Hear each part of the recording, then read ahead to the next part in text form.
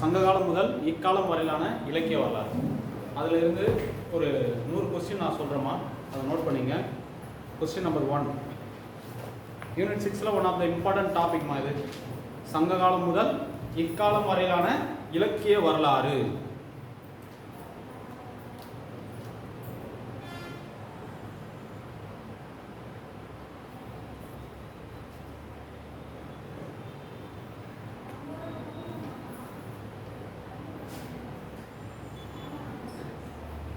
தமிழில் தோன்றிய முதல் காப்பியம். தமிழில் தோன்றிய முதல் காப்பியம்.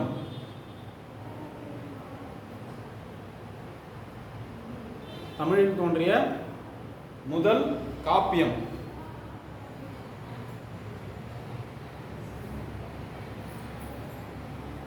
அடுத்ததான் தமிழில் தோன்றிய முதல் கலம்பக நூல். தமிழில் தோன்றிய முதல் கலம்பக நூல். தமிழில் தோன்றிய முதல் கலம்பக நூல்.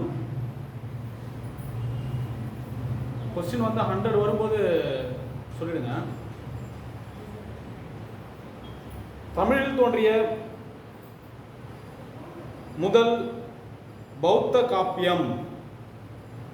தமிழில் தோன்றிய முதல் பௌத்த காப்பியம்.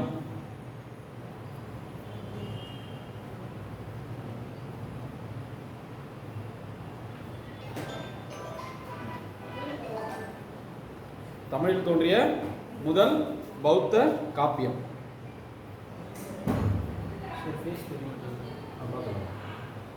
அடுத்ததா கபிலர் சங்ககால இலக்கியங்களில் கபிலர் சங்ககால இலக்கியங்களில் கபிலர் சங்ககால இலக்கியங்களில் கபிலர் சங்ககால இலக்கியங்களில் பாடிய பாடல்களின் எண்ணிக்கை. பாடிய பாடல்களின் எண்ணிக்கை.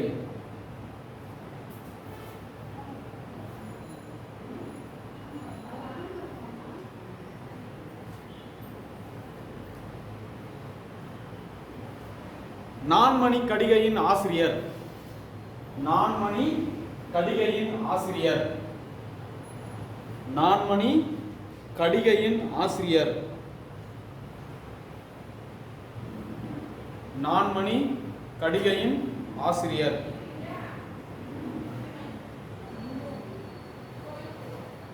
பழமொழி 400.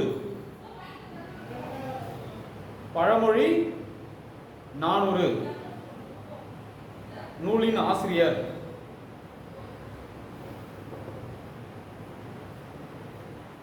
பழமொழி 400 அதாவது பழமொழி 400 என்ற நூலுடைய ஆசிரியர்.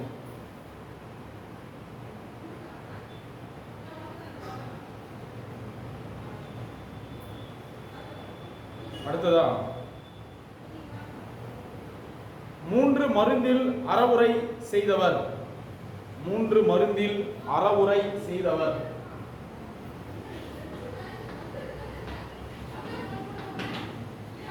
3 மருந்தில் அறவுரை செய்தவர்.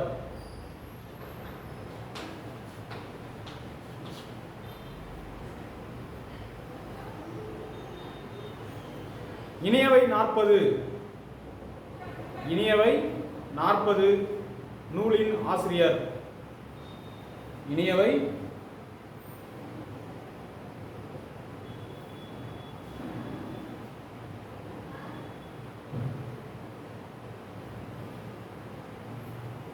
இனியவை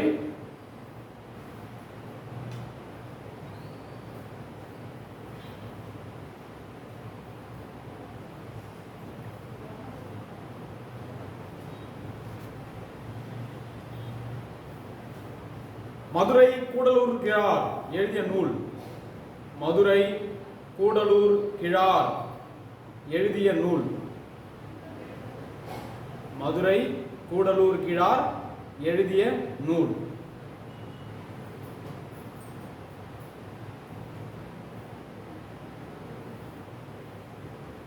அகத்தியம் கூறும் இலக்கணத்தின் வகைகள் எத்தனை? அகத்தியம் கூறும் இலக்கணத்தின் வகைகள் எத்தனை?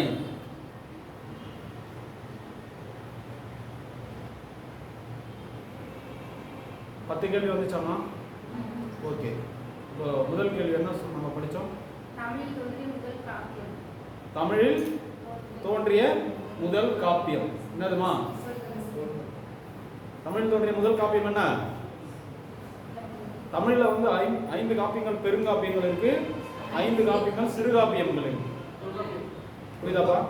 சிலப்பதிகாரம் இருக்கு, மணிமேகலை இருக்கு, சீவக சிந்தாமணி இருக்கு, வளையாபதி இருக்கு, குண்டலகேசி இருக்கு. தான் 5 பெருங்காப்பியங்கள். காப்பியங்களை வந்து தமிழில் 2 வகையாக பிரிக்கலாம், பெருங்காப்பியம் சிறுகாப்பியம் அப்படின்னு சொல்லிட்டு. புரியுதா? அப்போ தமிழில் தோன்றிய முதல் காப்பியம் என்ன அப்படின்னா அது வந்து சிலப்பதிகாரம் தாமா. சிலப்பதிகாரம் தமிழில் தோன்றிய முதல் காப்பியம் என்ன? சிலப்பதிகாரம். புரியுதா? சிலப்பதிகாரத்துடைய ஆசிரியர் வந்து யாரு? இளங்கோவடிகள். இளங்கோவடிகள். இளங்கோவடிகளும் சீத்தலை சாத்தனாரும் சமகால புலவர்கள். இளங்கோவடிகளும் சீத்தலை சாத்தனார் சமகால புலவர்கள் சொல்லுவாங்க. எந்த நூற்றாண்டை சேர்ந்தவங்க? 2ஆம் நூற்றாண்டை சேர்ந்தவங்க. கிபி 2ஆம் நூற்றாண்டை சார்ந்தவர்கள். கிபி 2ஆம் நூற்றாண்டை சார்ந்தவர்கள் தான் இளங்கோவடிகளும் சீத்தலை சாத்தனார். சமகால புலவர்கள் சீத்தலை சாத்தனார் எழுதிய நூல் வந்து மணிமேகலை. தமிழில் தோன்றிய முதல் சமய காப்பியம் அப்படின்னு சொல்லுவாங்க. தமிழில் தோன்றிய முதல் சமய காப்பியம்.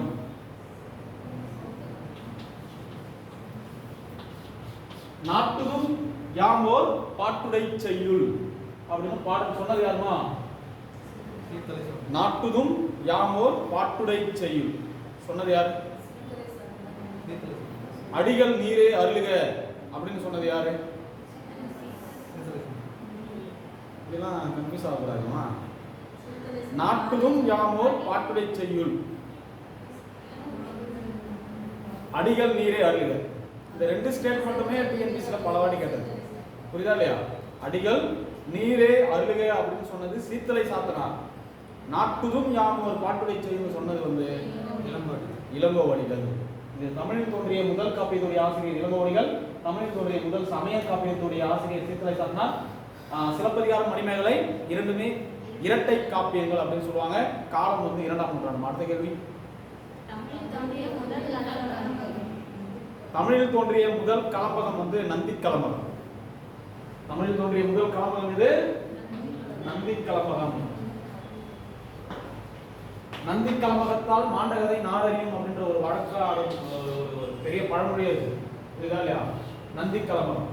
களம் அப்படின்னு சொன்னா என்ன, பகம்னா என்னன்னு கேட்பான். களம்னா 12, பகம்னா 6 அப்படின்னு கூட சொல்லக்கூடாது. இது 12 உறுப்புகள் உள்ளடக்கியது, இது 6 உறுப்புகள். புரியுதா இல்லையா? அது 18 உறுப்புகளை கொண்டதுதான் கலம்பகம். தமிழில் தோன்றிய முதல் கலம்பகம் என்ன? நந்தி கலம்பகம். நந்தி கலம்பகத்துடைய ஆசிரியர் பெயர் என்னன்னு கேட்டிருப்பான் பலவாட்டி டிஎன்பிசில. அதுக்கு நீங்க என்ன பண்ணணும்? விடை தெரியவில்லைன்னு போடக்கூடாது. தெரியவில்லை, ஆசிரியர் பெயர் தெரியவில்லைன்னு போகணும். விடை தெரியவில்லை என்பது ஆப்ஷன் இ. அறியவில்லை, தெரியவில்லை, அறியவில்லை, புரியவில்லை எல்லாம் உண்மையை கருதுங்களா? அதனால அதை பத்தி கவலைப்படானா. ஆசிரியர் பெயர் தெரியவில்லை. நூல் நந்தி கலம்பகம் நூல் தோன்றிய நூற்றாண்டு 9ஆம் நூற்றாண்டு. யார் வந்து பாட்டுடை தலைவர் பலவாட்டி கேட்டிருக்காங்க? 3ஆம் நந்திவர்மன். 3ஆம் நந்திவர்மன். ஓகேவா? 2 கேள்வி முடிஞ்சது. அடுத்து தமிழில் தோன்றிய முதல் பௌத்த காப்பியம் அப்படின்னு சொன்னா அதுவுமே மணிமேகலை தான். தமிழில் தோன்றிய முதல் பௌத்த காப்பியமே இதுதான், மணிமேகலை தான். தமிழில் தோன்றிய முதல் சமய காப்பியமே இதுதான், மணிமேகலை தான். தமிழில் தோன்றிய முதல் விருத்த காப்பியம் பலவாடி கேட்டுனா அது வந்து என்னது? சீவக சிந்தாமணி. தமிழில் தோன்றிய முதல் விருத்த காப்பியம் எது? சீவக சிந்தாமணி.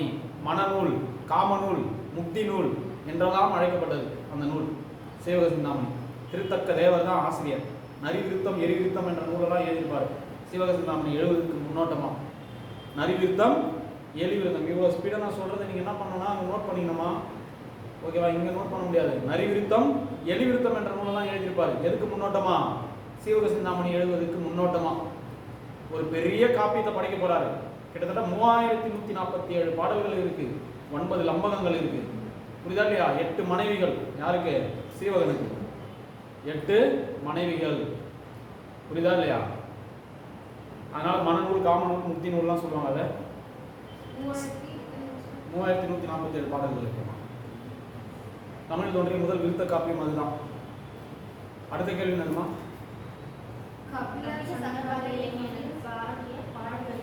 கபிலர் சங்ககால இலக்கியங்கள்ல பாடிய நூல்கள் கிடையாது, பாடல்களுடைய எண்ணிக்கை 235. கபிலர் வந்து சங்ககால இலக்கியங்கள்ல அதிகமான பாடல் எழுதியவர். சங்ககால இலக்கியங்கள்ல அதிகமான பாடல் எழுதிய ஆண்பால் புலவர் யாருன்னு கேட்டாலும் கபிலர் தான். ஆனா பெண்பால் புலவர் வந்து ஔவையார். புரியுதா இல்லையா? பெண்பால் புலவர் வந்து ஔவையார் கிட்டத்தட்ட 59 பாடல்கள் எழுதியிருக்காங்க. 1ஆம் நூற்றாண்டுல மட்டுமே 33 பாடல்கள் ஔவையார் எழுதியிருப்பாங்க. ஸோ கபிலர் இதற்கான விடை 235. சங்க காலம் அப்படின்னு சொன்னா கிமு 3ஆம் நூற்றாண்டு கிபி 3ஆம் நூற்றாண்டு வரை உள்ள காலம். 8 தொகை, தொகையும் பாட்டும் தான் என்ன சொல்லுவாங்க? சங்க காலத்தில் தோன்றிய இலக்கியங்கள்னு சொல்லுவாங்க. புரியுதாப்பா? தொகை, பாட்டு. தொகைனா 8 தொகை, பாட்டுனா 10 பாட்டு. நற்றினை நல்ல குறுந்தொகை 500 ஒத்த பதிற்று 10 ஓங்கு பரிபாடல் கற்றறிந்தார் ஏத்தும் கலியோடு அகம் புறம் இத்திரத்தே 8 தொகை. புரியுதா இல்லையா? அதான் 8 நூலை வரையறுக்கக்கூடிய அந்த பாடல். 10 பாட்டை வரையறுக்கிறதுக்கு ஒரு பாடல் இருக்கு. முருகு பொருநாறு 12 முல்லை பெருகு வளமதுரை காஞ்சி மறுநிவிய கோல நெடுநல் வாடை கொள்குறிஞ்சி பட்டினப்பாலை கடாத்தோடும் 10 அப்படின்னு சொல்லுவாங்க. புரியுதா இல்லையா? அப்போ தொகையும் பாட்டும் தான் என்ன சங்க காலத்தில் தோன்றிய இலக்கியங்கள். சங்க காலம் அப்படிங்கிறது கிமு 3ஆம் நூற்றாண்டுலேருந்து கிபி 3ஆம் நூற்றாண்டு வரை உள்ள காலம். அப்போ அந்த சங்க காலத்துல அதிகமான பாடல் எழுதிய புலவர் வந்து கபிலர். அவர் எழுதிய நூல்களுடைய பாடல்களுடைய எண்ணிக்கை எவ்வளோ? 235. அடுத்த கேள்விமா? நான்மணி கடிகை.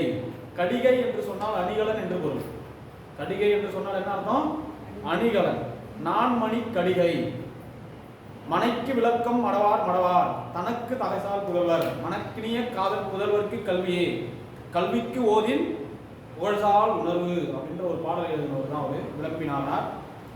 ஸோ ஆசிரியர் வந்து நான்மணி கடிகையுடைய ஆசிரியர் யாரு? விளம்பி நாகனார். அற்புதமான பாடல் அது. மனைக்கு விளக்கம் மடவார் மடவார்னு சொல்றார். மனை என்று சொன்னால் என்ன? வீடுன்னு பொருள். அந்த வீட்டுக்கு விளக்கு யாருன்னா பெண்கள். மனைக்கு விளக்கம் மடவார் மடவார் தனக்கு தகைசால் புதல்வர் அப்படின்னு சொன்னா அந்த பெண்மணிக்கு யாரு விளக்கு அப்படின்னு சொன்னா அவள் பெற்றெடுத்த அந்த குழந்தை. புரியுதா இல்லையா? தனக்கு தகைசால் புதல்வர் மனக்கினிய காதல் புதல்வருக்கு கல்வின்னு சொல்றாரு. அந்த பிள்ளைக்கு வந்து எது விளக்கு அப்படின்னு சொன்னா கல்வி. கல்விக்கு எது விளக்கு அப்படின்னு சொன்னா ஒழுக்கம் தான். ஒழுக்கத்துல கொண்டு போய் முடிக்கிறார் யாரு? விளம்பினாகனார் முடிக்கிறார். அப்போ எந்த அளவுக்கு முக்கியம் பாருங்க. அதனாலதான் நான் என்ன சொல்றேன், நீங்க சர்வீஸ் வாங்கினா முதல் வந்து ஆன் டைம் கிளாஸ் வரணும். அதுதான் முதல்ல. அடுத்து பழமொழி 400 வந்து முன்றுரை அரைனார். முன்றுரை அரைனார் அவர் ஒரு புகழ்பெற்ற பாடலை எழுதியிருப்பார்வா. ஆற்றவும் கற்றார் அறிவுடையார் அங்குடையார் நாற்றிசையும் செல்லாத நாடில்லை அந்நாடு வேற்று நாடாக தமவையாம் ஆயினால் என்ன சொல்ல வர்றாரு? ஆயினால் ஆற்றுனா வேண்டுவதில்னு சொல்ல வர்றாரு. ஆற்றுனா அப்படின்னு சொன்னா கற்றவனுக்கு கட்டுச்சோறு வேண்டாம் என்று பொருள். அப்போ கல்வி கற்ற நல்ல பண்டிதர்கள் வந்து வழிநடை உணவை வந்து சுமந்து கொண்டு எங்கேயும் போக மாட்டாங்க அப்படின்னு சொல்லுவாங்க. அப்போ நல்ல படிச்சவங்கள எல்லாரும் வரவேற்று அன்பார என்ன பண்ணுவாங்க? உபசரிப்பாங்க. புரியுதா இல்லையா? அப்போ ஆயினால் ஆற்றுனா வேண்டுவதில் ஆறு கூட்டல் உணா ஆற்றுனா ஆறு ஆறுனா வழி அப்படி பொருள் இருக்கு. உணானா உணவு, ஆறுனா வழி, உணானா உணவு, ஆற்றுனா இப்படி பிரியுது. வழிநடை உணவுன்னு அர்த்தம்.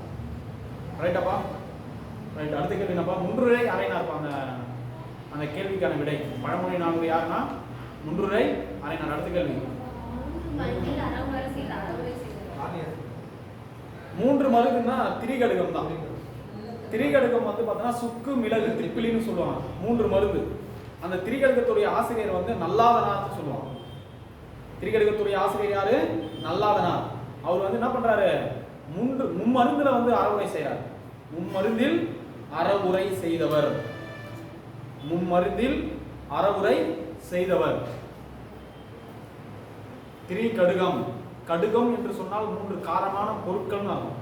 கடுகம்னா காரமான பொருள். திரினா அர்த்தம் 3 அர்த்தம். 3 காரமான பொருள்னு அர்த்தம். ஓகேவா? திரிகடுகம். செரு அடுகோல் நல்லாதன்னு சொல்லுதுமா அது. இதெல்லாம் டிஎன்பிஎஸ்சில ரீசெண்டா கேட்டது. செரு அடுகோல் நல்லாதன் அப்படின்னு சொல்லிட்டு பாயிரம் சொல்லுது. ரீசெண்டா நடந்த எக்ஸாம்ல கேட்டது. யார வந்து செரு அடுகோல் நல்லாதன் அப்படின்னு சொல்லுதுன்னா நல்லாதன் சொல்லுது பாயிரம். திரிகடுகத்துல வரக்கூடிய பாயிரம் சொல்லுது அப்படின்றது முக்கியமானது. அடுத்த கேள்வி. இன்னா 40 இருக்கு, இனியவை 40 இருக்கு, கார் 40 இருக்கு, களவழி 40 இருக்கு. மொத்தம் 40 இருக்கு. அப்ப இன்னா 40க்கு ஆசிரியர் கபிலர், இனியவை 40க்கு ஆசிரியர் வந்து பூதஞ்சனார். கேள்வி இனியவை 40 தானப்பா. நீங்க என்ன பண்ணணும்னா ஸ்பேஸ் விட்டு எழுதணும். அப்பதான் நான் சொல்லக்கூடிய நிறைய தகவல்களை அந்த இடத்துல எழுத முடியும். இனியவை 40 ஆசிரியர் யாரு? பூதஞ்சனார். இன்னா 40 ஆசிரியர் கபிலர், இனியவை 40 ஆசிரியர் வந்து பூதஞ்சனார். கார் 40 இருக்கு, களவழி 40 இருக்கு. கார் 40 வந்து கண்ணன் கூத்தனார், களவழி 40 வந்து பொய்க்கையார் அப்படின்னு சொல்லுவாங்க. பொய்க்கை ஆழ்வார்னு ஒருத்தர் இருக்காரு, 12 ஆழ்வார்ல ஒருவர், அவர் வேற, பொய்க்கையார் வேற. போட்டு குழப்பிக்க கூடாது. அடுத்த கேள்விப்பா. மதுரை மதுரை கூடல் முதுமொழி காஞ்சி என்ற நூலை எழுதியிருக்காரு. முதுமொழி காஞ்சி என்ற நூலை வந்து எழுதியிருக்காரு அந்த மதுரை கூடலூர் கிழார். இந்த மதுரை கூடலூர் கிழார் எங்க பிறந்தாங்க அப்படின்றதே கேள்வி கேட்டுருக்காங்க. மதுரையில பிறந்தாரா கூடலூர்ல பிறந்தாரான்னு கேட்டிருக்காங்க. அவர் மதுரையில பிறந்தானா பல பேர் போட்டான், பல பேர் காலி. கூடலூர்ல பிறந்தார் அப்படின்றது தான் சரியான விடை. மதுரை கூடலூர் கிழார் முதுமொழி காஞ்சி என்ற நூலை எழுதியிருக்காரு. அந்த நூல்ல ஆறுகளி உலகத்து மக்கட்கெல்லாம் ஓதலில் சிறந்தது ஒழுக்கமுடைமை அப்படின்ற அந்த வரி ரொம்ப ஃபேமஸ். ஆறுகளி அப்படின்னு சொன்னா ஆர்ப்பரிக்கின்ற கடலால் ஆன இந்த உலகம் அப்படின்னு பொருள். அப்போ உலகம் வந்து உலகத்தை சுற்றி கடல் இருக்கு அப்படின்ற போல வருது அது மீனிங். ஓகேவா? அப்போ ஆறுகளினா ஆர்ப்பரிக்கின்ற கடல்னு பொருள். ஆறுகளினா அர்த்தம் ஆர்ப்பரிக்கின்ற கடல் என்று பொருள். காஞ்சி என்று சொன்னால் நிலையாமை என்று பொருள். காஞ்சி என்றால் நிலையாமை. அடுத்த கேள்விப்பா. அகத்தியம் 5க்கும் இலக்கணம் சொல்லுது.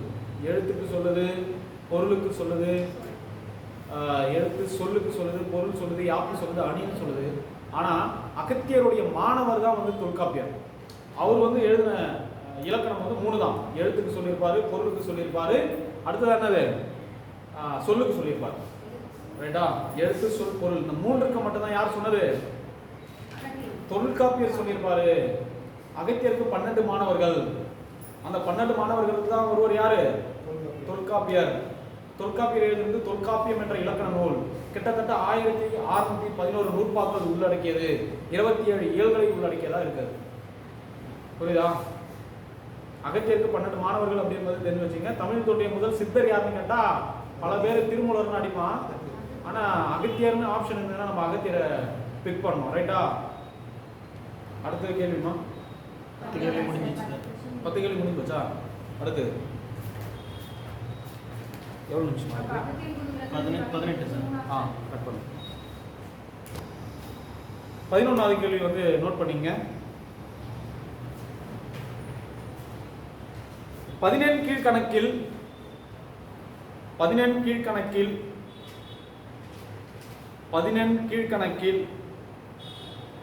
அகத்தையும் அறத்தையும் பாடியவர். 17 கீழ்கணக்கில் அகத்தையும் அறத்தையும் பாடியவர்.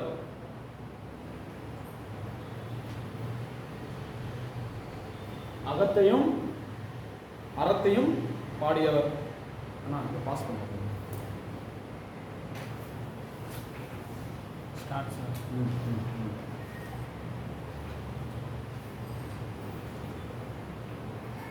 மதுரை கணக்காயனார் மகனார். மதுரை கணக்காயனார் மகனார். மதுரை கணக்காயனார் மகனார்.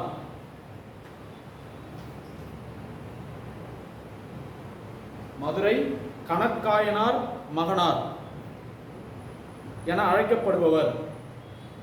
மதுரை கணக்காயனார் மகனார் என அழைக்கப்படுபவர்.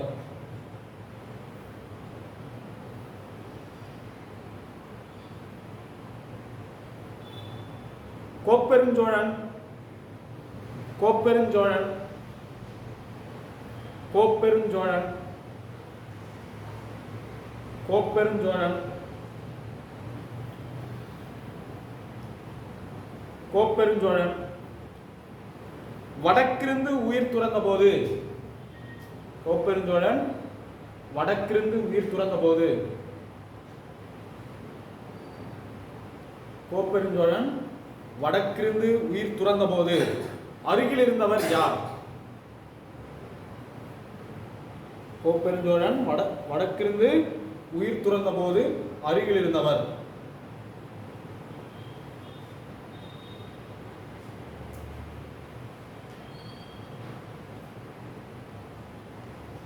பதிற்று பத்தில் ஐந்தாம் பத்தை பாடியவர் யார்? பதிற்று பத்தில் ஐந்தாம் பத்தை பாடியவர் யார்?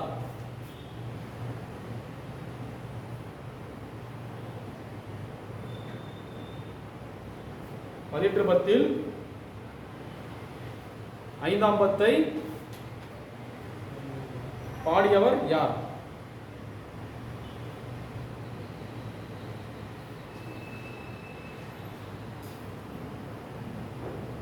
மோசிக்கீரனாருக்கு மோசிக்கீரனாருக்கு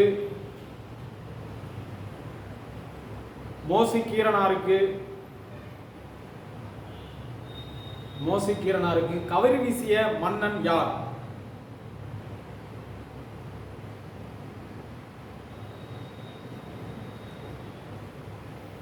மோசிக்கீரனாருக்கு கவரி வீசிய மன்னர் யார்?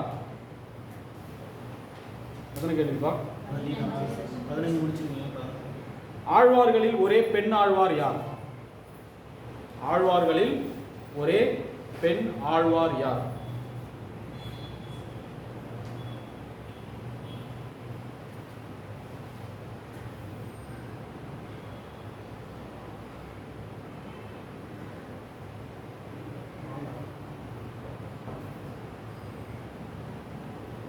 நாயன்மார்களில் இடம்பெறும் பெண்களின் எண்ணிக்கை, பெண்மணிகளின் எண்ணிக்கை.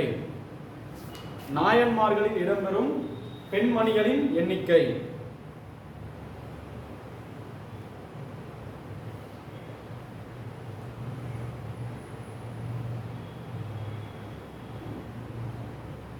நாயன்மார்களில் இடம்பெறும் பெண்மணிகளின் எண்ணிக்கை.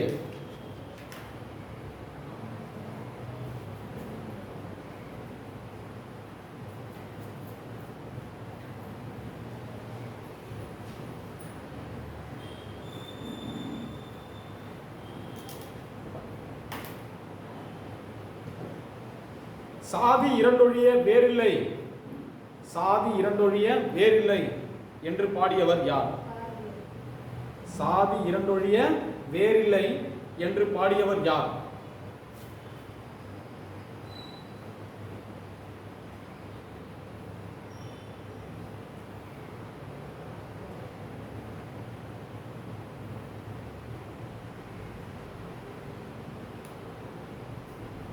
அன்னையும் பிதாவும் முன்னறி தெய்வம்.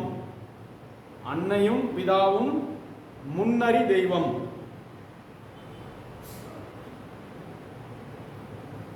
அன்னையும்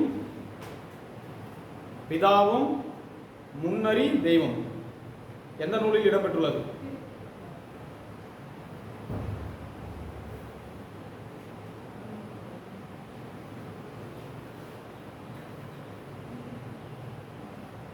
எறும்பும் தன் கையால் என் சான்.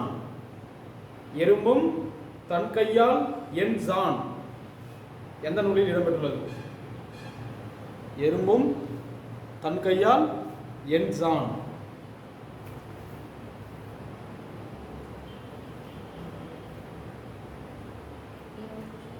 எத்தனை கேள்விமா? அடுத்த ஒரு கேள்வி. என்றும் உல தென்தமிழ் என்று பாடியவர் யார்? என்றும் உல தென்தமிழ்.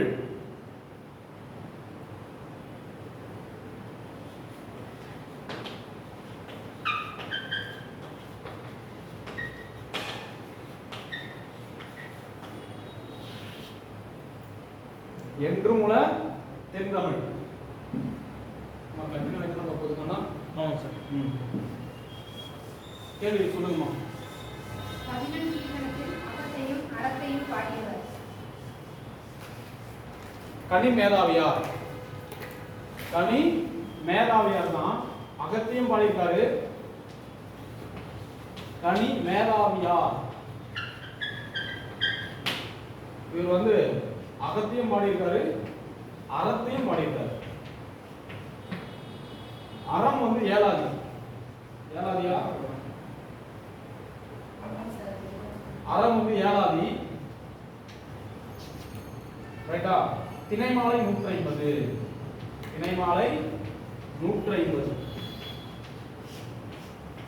150 பாடல்னு அர்த்தம். ஏழாதியில வந்து 80 பாடல், கடவுள் வாழ்த்து உட்பட 81 பாடல். புரியுதா? 15 கீழ்கணக்குல அகத்தையும் அறத்தையும் பாடுறது கனி மேதாவியார். எப்படி வந்து சிலப்பதிகாரத்தை எழுதியது யாருப்பா? இளங்கோவடிகள்.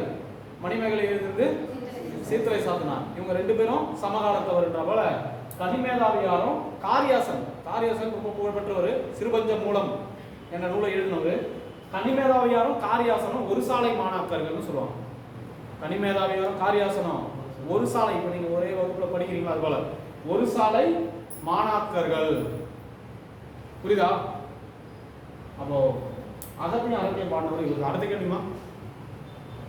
மதுரை கணக்காயினார் மகனார் என அழைக்கப்படுபவர். மதுரை கணக்காயினார் மகனார் வந்து நக்கீரர். நெற்றிகண் திறப்பினும் குற்றம் குற்றமே அப்படின்னு பாடி சொல்லியிருப்பார்ல. யாருக்கிட்ட? சிவபெருமானுக்குன்னே சொல்றாரு. நெற்றிகண் திறப்பினும் குற்றம் குற்றமேன்னு சொல்றாரு.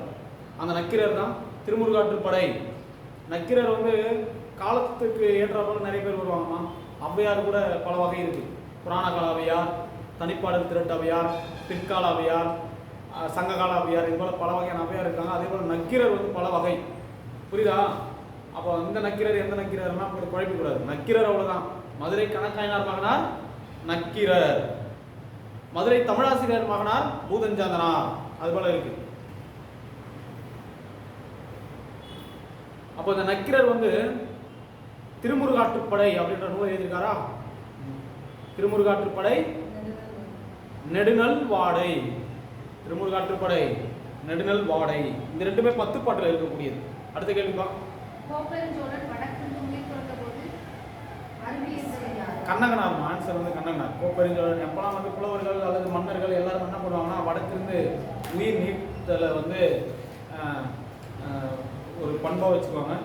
அப்போ கோப்பெருஞ்சோழன் வடக்கிருந்து உயிர் துறந்த போது அருகில் இருந்தவர் வந்து கண்ணகனார். ரைட்டா? அடுத்து கண்ணகனார். கண்ணகனார்.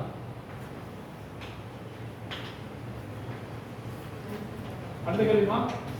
பதிற்றுப்பத்தில் 5ஆம் பத்தை பாடியவர் யார்? 5ஆம் பத்தை பாடியது பரணர். பதிற்றுப்பத்தில் 5ஆம் பத்தை பாடுறது பரணர்.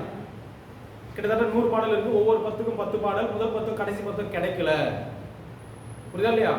பதிட்டு 10 எங்க வரும் போது அப்படின்னு பாத்தீங்கன்னா 8 தொகையில வருமா 10 பாட்டுல வருமானு கேட்டா 8 தொகையில வரும். 8 தொகை எப்படி பிரியும்? அகம் பிரியும், அறம் பிரியும், புறம் பிரியும். அப்படியா? 8 தொகை எப்படிமா பிரியும்? அகம் பிரியும், புறம் பிரியும், அகம் புறம் பிரியும். அப்போ ஒரே புறநூல் எதுன்னு கேட்பாங்க. 8 தொகையில ஒரே புறநூல் வந்து பரிபாடல் தான். அப்படியா? அகமா புறமா என்ற கருத்து வேறுபாட்டை தோற்றுவித்த நூல் வந்து எது? பரிபாடல். Very good, Paripadal. அப்போ பதிற்று 10 புறநானூறும் புறம் நூல்கள். புறம்னா வீரத்தை பத்தி எழுதுதுப்பா. அகம்னா காதலை பத்தி எழுதுறது. புரியுதா இல்லையா? அன்பை பத்தி எழுதுறது. அகம்னா உள்ள இருக்கக்கூடிய உணர்வு. புறம்னா என்ன இருக்குது? வெளியில இருக்கக்கூடிய வீர செயல்கள், வெளிப்பாடு. அதுதான். அப்ப பதிற்று 10 என்பது 8 தொகையில வரக்கூடிய ஒரு நூல். அதுல 10 இருக்கு, 100 பாடல் இருக்கு. முதல் 10 கிடைக்கல, கடைசி 10 கிடைக்கல. அதுல 5ஆம் 10 யார் எழுதுனதுன்னா பரணர். கடற்பெருக்கோட்டிய செங்குட்டுவனை பத்தி எழுதியிருக்கார். கடற்பெருக்கோட்டிய செங்குட்டுவன். அடுத்துமா கேள்வி. மோசிக்கீரனாருக்கு கவரி வீசிய மன்னன் யார்? மோசிக்கீரனாருக்கு கவரி வீசிய மன்னன் வந்து சேரமான் பெருஞ்சேரல் இருமுறை. ரொம்ப ரொம்ப முக்கியமானது. சேரமான் பெருஞ்சேரல் இருமுறை. சேரமான் பெருஞ்சேரல் இருமுறை.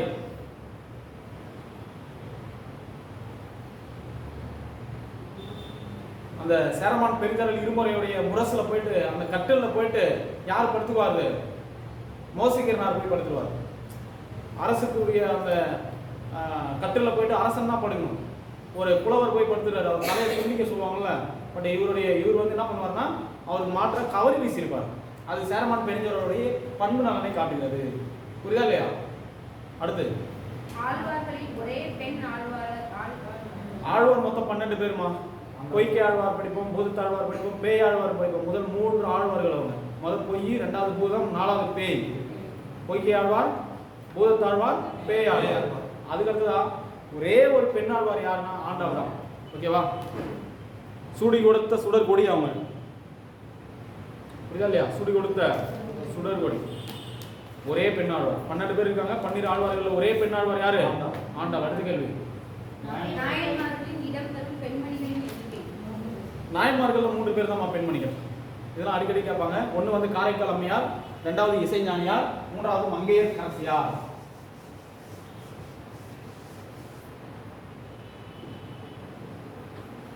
காரைக்கால் அம்மையாருக்கு இன்னொரு பேர் இருக்கு. இறைவனால் அம்மையே என்று அழைக்கப்பட்டவர் தான் காரைக்கால் அம்மையார். ஸோ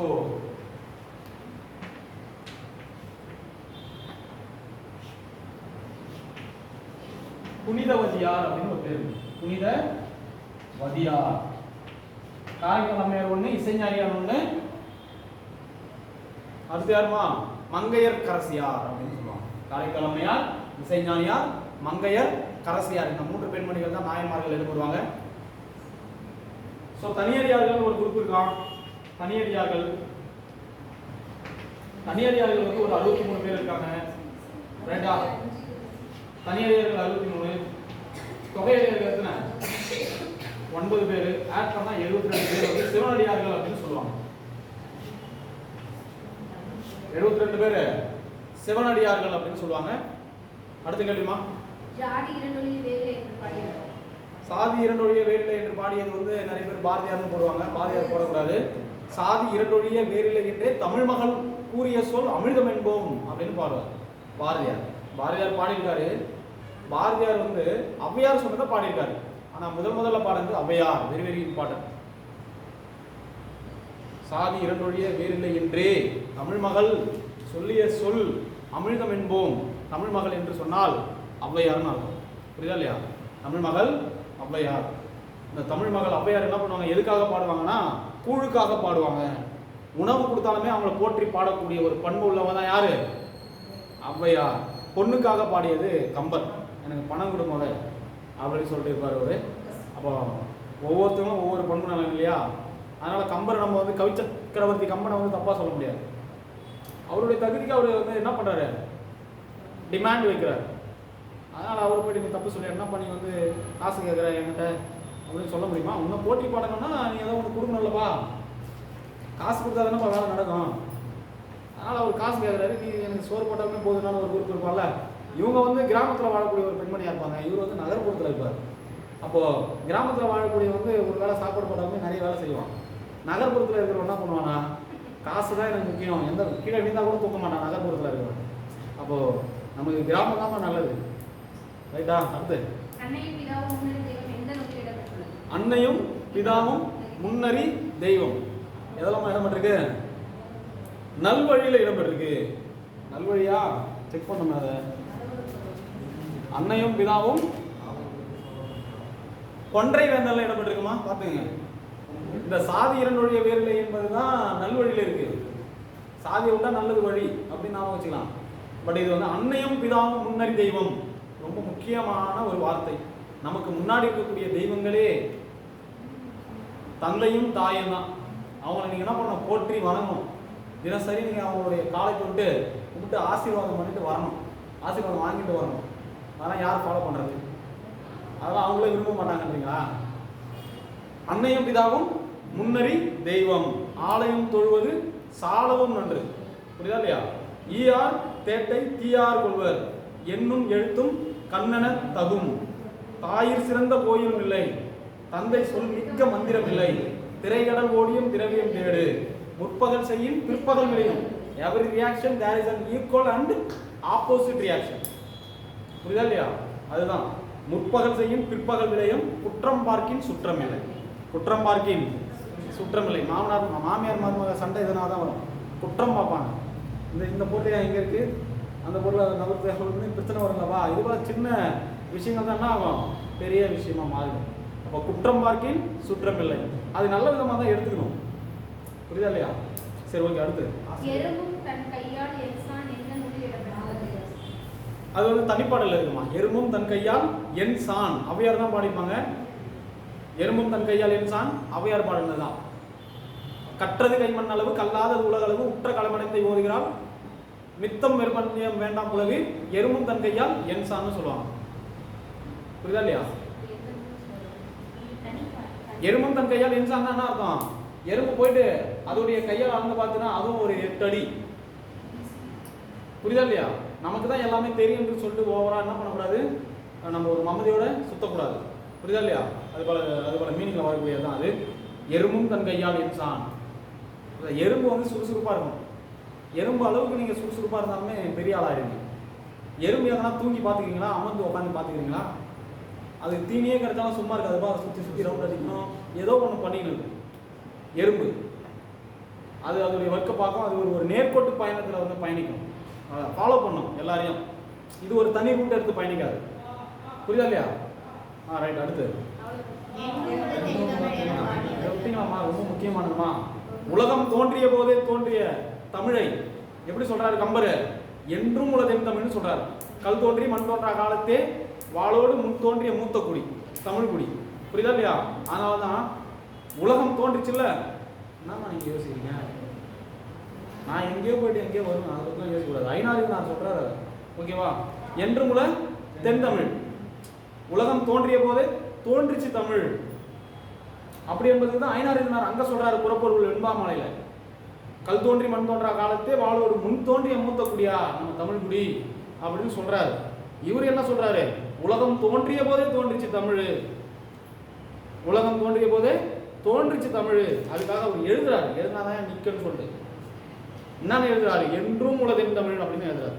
ஸோ எழுதுறது வந்து கவி சக்கரவர்த்தி கம்பன். ஓகேவா? இதோடு நம்ம இந்த வகுப்பை முடிச்சுக்கலாமா?